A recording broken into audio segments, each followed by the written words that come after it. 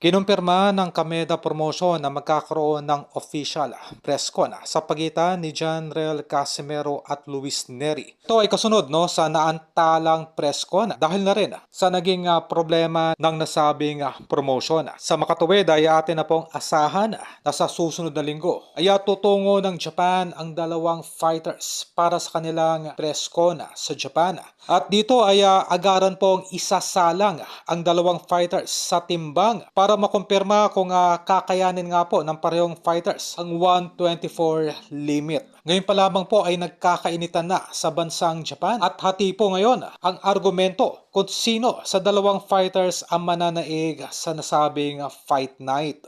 Well, ganun pa man ay sa betting odds po ay lamang pa rin ng magya itong si Luis Neri. Ito na ang pinakamalaking laban para dito sa ating kababayang si Casimero sa kanyang buong boxing career.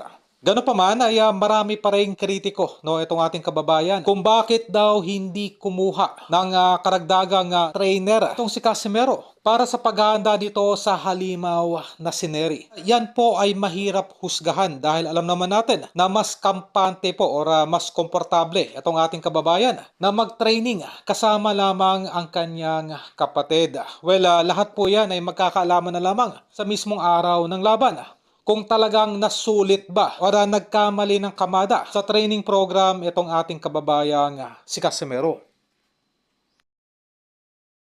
いや、それかけるとかね、そういうのはなかなかね、今すぐこの場でね、答え出せる問題でもないですけど、まあ、ね、両者ね、しっかり戦ってね、